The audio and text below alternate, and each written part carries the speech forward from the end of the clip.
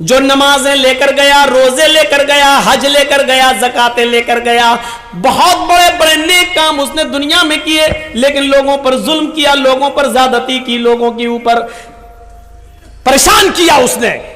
اور قیامت کے دن یہ پریشان کرنے والوں کو جب اللہ پریشان ہونے والوں کو جب انصاف دلائے گا تو نیک لوگوں کی نیکیاں ختم ہوں گی، اور پریشان جن کو کیا ان کے مقدمے ابھی باقی ہوں گے. پھر اللہ رب العالمین یہ کہے گا کہ تم اپنے گناہ اس کے اوپر ڈالو. غور کرو، مولانا جرجیز نے کسی کی زمین دابی، مولانا جرجیز نے کسی کو تھپڑ مارا، مولانا جرجیز صاحب نے کسی کے ساتھ کچھ کیا، کسی کے ساتھ کچھ کیا، لیکن نمازیں 5 وقت کی پڑھی، روزے پورے مہینے کے رکھے، حج بھی کیا، زکات بھی دیتے رہے، خوش تھے کہ قیامت کے دن ہم تو جنت میں جائیں گے. لیکن جن کو پریشان کیا وہ اپنا مقدمہ لے کر آئیں گے. جرجیز صاحب ایسا ہے، ہاں ہے، چلو نیک بدلا دو. جرجیز صاحب کے پاس اب زمین نہیں ہے کہ وہ کسی کو دیں. اللہ کہے گا اپنی 10 نیکیاں دو. دوسرا آئے گا، اس نے میرے ساتھ یہ کیا، جرجیز صاحب 10 نیکی اس کو دو، دے دی گئی. تیسرا آئے گا، اس کو دو. چوتھا آئے گا، اس کو دو. 10 15 20 آدمیوں نے پیش کیا مقدمہ، نیکی دیتے دیتے ختم. 21واں آدمی آیا، میرا بھی حق ہے آپ کے اوپر، نیکیاں دو. اللہ کہے گا جرجیز نیکی دو. جرجیز کہے گا اللہ نیکیاں ختم. اللہ اس آدمی سے کہے گا کہ اپنا گناہ جرجیز کے اوپر لا دو. جرجیز اس وقت کتنا بدقسمت ہوگا، نیکیاں تو بہت لے کر گیا لیکن سب لٹا دی، دوسروں کو دے دی. اب دوسروں کی گناہ اس کے اوپر لا دے جا رہے ہیں. پوچھا من المفلس، تم جانتے ہو غریب کون ہے؟ اللہ کے رسول سوال کر رہے ہیں، کیا تم جانتے ہو مفلس کون ہے، قلاش کون ہے، غریب کون ہے؟ صحابہ نے کہا جس کے پاس مال و دولت و درہم و دینار نہ ہو. من لا درہم ولا دینار لہ، جس کے پاس نہ درہم ہو نہ دینار ہو، جس کے پاس نہ سونا نہ چاندی ہو، وہ غریب ہے.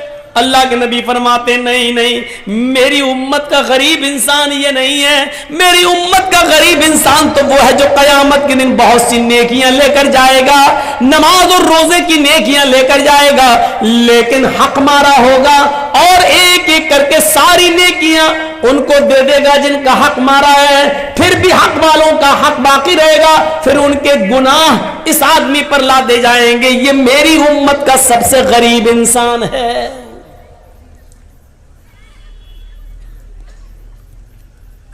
تصور کیجیے آپ، ایک ای رکشہ چلانے والا آدمی، ای رکشہ جس کو آپ لوگ کیا بولتے ہیں، ٹوٹو، محنت کرتا ہے اور محنت کر کے اس نے دن بھر ٹوٹو چلایا اور اس نے 490 روپے کمائے. ایک مثال پر غور کیجیے گا، اس نے 490 روپے کمائے. اب مارکیٹ میں گیا، کل عید ہے، اب کپڑا خریدوں گا اور سلاؤں گا تو ٹائم لگے گا. آج چاند ہو گیا، کل عید ہے، چلو ریڈی میڈ پنجابی خرید لیتا ہوں. کلیا چکے مارکیٹ میں گیا اور ایک ریڈی میڈ پنجابی خریدتا ہے. اس پنجابی کی قیمت ہے 500 روپے. اس کے پاس پیسے ہیں 490 روپے، لیکن اس کو 10 روپے کہیں مل گئے. کسی آدمی کے گر گئے تھے، اس نے اٹھا لیا اور جانتا ہے فلاں آدمی کا روپیہ گرا ہے لیکن بتایا نہیں. زمین پر گری ہوئی چیز کے بھی آپ مالک نہیں ہیں، اتنا یاد رکھیے گا. اگر زمین پر گری ہوئی کوئی چیز آپ کو دکھ جائے تو شریعت کا مسئلہ یہ ہے کہ دیکھ لیا، گزر جاؤ، اٹھانا نہیں. اور اگر اٹھا لیا تو اب آپ کی ذمہ داری ہے کہ 1 سال تک اس چیز کا آپ اعلان کریں گے، اناؤنسمنٹ کریں گے کہ اگر کسی کی کوئی چیز گر گئی ہے تو وہ ہم سے رابطہ قائم کرے. کتنے دنوں تک؟ 1 سال تک.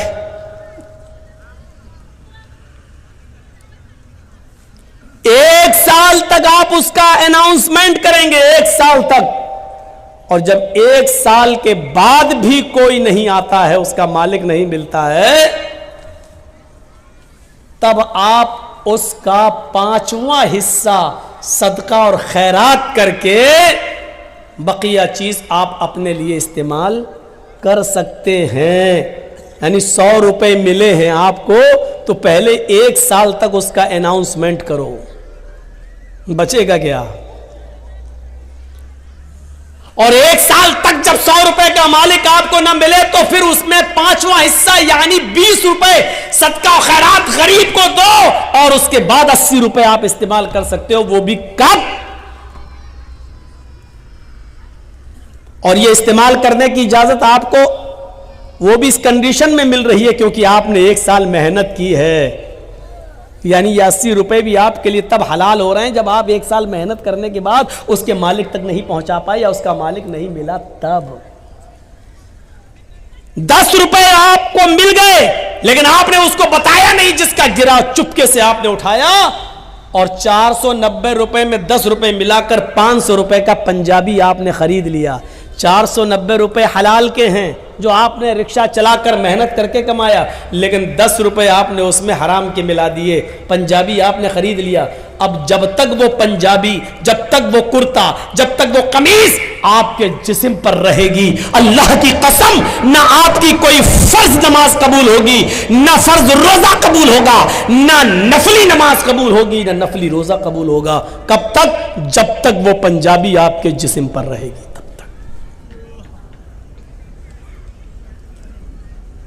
اب سوچئے گا 490 حلال کے ہیں, 10 ہی اس میں ملائے تھے ہم نے, تو وہ قمیض ہمارے لیے حرام ہو گئی. اور کلیا چک کے چوراہے پر, چورنگی پر کھڑے ہو کر جو لاٹری کے ٹکٹ بکتے ہیں, وہ ایک ٹکٹ خرید لیجیے اور اچانک دھول میں لاٹھی لگ جائے اور 1 لاکھ 2 لاکھ 5 لاکھ 10 لاکھ روپے آپ کو مل جائیں. جب 490 حلال کے روپے میں 10 روپے ملا رہے ہیں تو سب حرام, تو 1 لاکھ 2 لاکھ روپے پیور سود کے جو آپ کو مل رہے ہیں بغیر محنت کے, وہ آپ کے لیے حلال کہاں سے ہو گئے؟ اور ایک معاملے میں آپ کا سلطان گنج بھی بدنام ہے, کلیا چک بھی بدنام ہے, معظم پور بھی بدنام ہے, لکھی پور بھی بدنام ہے, اور اس علاقے کے اکثر گاؤں بدنام ہے, چاہے وہ بشٹم نگر ہو یا 16 مائل, سب بدنام ہے. کیا ہوئے؟ IPL میں سٹا لگانا. اور ابھی شروع ہونے والے ہیں IPL میچ, ایک بال پہ سٹا لگتا ہے, ایک بال پر. یہ اتنے وکٹ لے لے گا, نہیں لیا تو اتنا میرا, لے لیا تو اتنا تیرا, یہ ٹیم جیتے گی. ایک بال پر سٹا لگتا ہے کہ دوسرے نمبر پر بال جو جائے گی اس میں چھکا لگے گا, اس میں چوہ لگے گا. یہ ہمارے اندر یہ چیزیں آ کہاں سے گئیں؟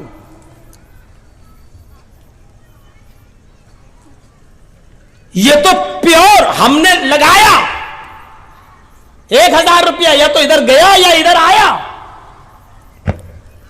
لیکن تصور کیجئے, اسلام یہ کہتا ہے کہ اگر آپ نے کسی کو 100 روپے دیے بطور قرض, بطور ادھار, یہ کہہ کر دیا کہ آپ 100 روپے لے لیجئے, آپ کو ضرورت ہے, لیکن 1 مہینے کے بعد جب آپ واپس کریں گے مجھے تو ہم آپ سے 110 روپے لیں گے.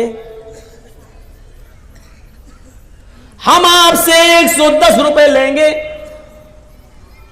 اور آپ نے 1 مہینے کے بعد 110 روپے اس سے لے لیے, تو جانتے ہو یہ 10 روپے آپ کے پاس جو آئے ہیں, اور آپ نے جو 10 روپے 1 مہینے کے بعد زیادہ لے لیا, آپ تو سٹے میں 1000 2000 5000 10000 لگاتے ہو IPL کے. یہاں تو آپ نے کسی کی مدد کی ہے اور اس مدد کے ذریعے اس نے 100 روپے میں کمایا اور 1 مہینے کے بعد 110 دے دیا. وہ 10 روپے جو آپ کے پاس زیادہ آ رہے ہیں، اس 10 روپے کے بارے میں اللہ کے نبی کیا فرماتے ہیں؟ سنیے، ابن ماجہ کی روایت ہے، درہم ربا یاکلہ الرجل وہو یعلم، سود کا اور بیاس کا 1 درہم کھانا، ہم تو 10 روپے زیادہ بتا دیے، 1 روپیہ بھی سود اور بیاس کا کھانا۔ اب صحیح آیا میں، آئی پی ایل کا سٹا لگانے والوں غور سے سننا، کل یا چکی چورنگی پر کھڑے ہو کر لاٹری کے ٹکٹ خریدنے والوں غور سے سننا، بینکوں میں لاکھوں روپے جمع کرنے کے بعد سیونگ اکاؤنٹ میں سود بڑھ جاتا ہے، اور سیونگ اکاؤنٹ سے سود لے کر کھانے والوں غور سے سننا، سودی کاروبار کرنا، سود پر روپیہ دینا، اور ہر مہینے 10%، 5% اس سے سود وصول کرنا۔ اگر ہم لوگ ایسا کر رہے ہیں تو یہ لوگ بھی سنیں، اللہ کے نبی صلی اللہ علیہ وسلم فرماتے ہیں کہ یاکلہ درہم ربا یاکلہ الرجل وہو یعلم،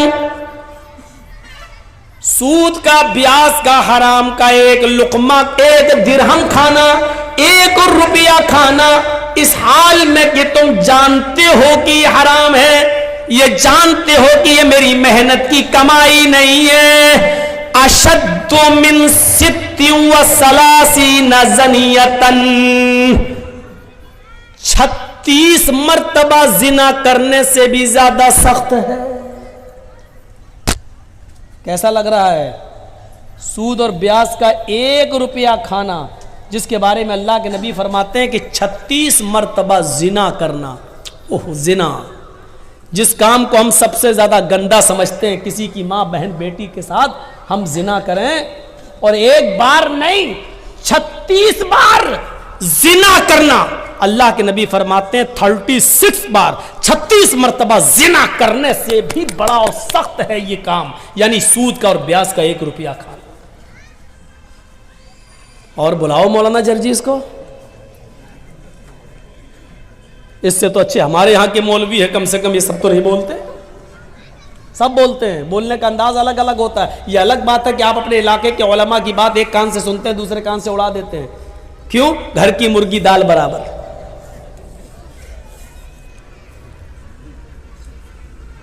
36 زنیۃً، 36 بار، روح کانپ جائے گی، روح۔ کہاں ہیں ہم؟ ایک حدیث کے اندر تو یہاں تک اللہ کے نبی صلی اللہ علیہ وسلم نے فرمایا، الربا 72 بابا،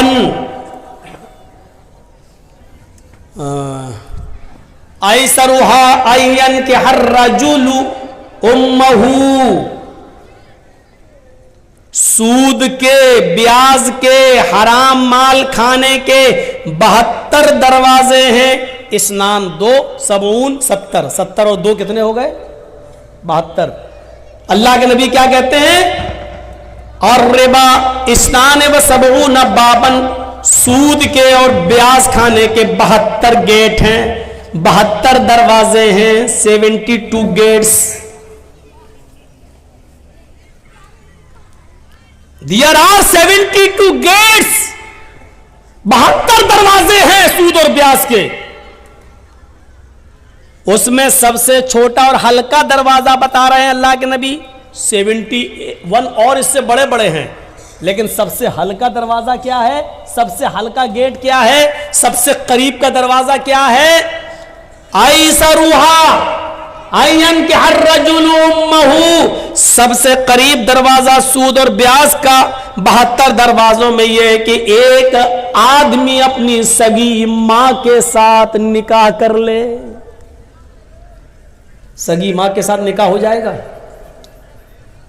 مولانا جرجیز صاحب ایک لڑکے کا نکاح پڑھا رہے ہیں، لڑکا اپنی ماں کے ساتھ نکاح کر رہا ہے، जर्जी साहब 1,00,000 मरतबा भी पढ़े या अय्युहल्लज़ीना आमनू तक़ुल्लाह हक़्क़ तुक़ातिही वला तमूतुन्ना इल्ला व अंतुम मुस्लिमून या अय्युहन्नासु तक़ू रब्बकुमुल्लज़ी ख़लक़कुम मिन नफ़्सिन वाहिदा व ख़लक़ मिनहा ज़ौजहा व बस्स मिनहुमा रिजालन कसीरन व निसाअ। 1,00,000 मरतबा भी कुरान की आयतें पढ़ जाएं, लेकिन इसके बावजूद वो निकाह नहीं होगा, क्योंकि मां लड़के पर हलाल नहीं हो सकती है। अब वो सोच रहा है कि मेरा निकाह हो गया, और रात में वो अपनी मां के साथ हम बिस्तरी करता है, मिलता है, ये सोच करके मेरा तो निकाह हुआ मां के साथ। तो क्या निकाह और निकाह के कलमात पढ़ने के बावजूद, ये कुरान की आयतें पढ़ने के बावजूद, क्या उसकी मां उसके लिए जायज हो जाएगी? नहीं। अगर वो हम बिस्तरी करता है तो ये जिना ही माना जाएगा और हरामकारी मानी जाएगी। तो अल्लाह के नबी कहते हैं कि 1,00,000 बार कुरान पढ़कर निकाह पढ़ा देने के बावजूद मां हराम ही रहेगी। आई सरुहा अयन के हर रजुल उम्महु, कि मां के साथ कोई आदमी निकाह करे लेकिन वो निकाह के बावजूद भी हरामकारी करता है। इसी तरीके से सूद और ब्याज के माल पर चाहे कितनी दुआएं पढ़ के खाओ बिस्मिल्लाह, तो बिस्मिल्लाह कहने से हलाल नहीं हो जाए।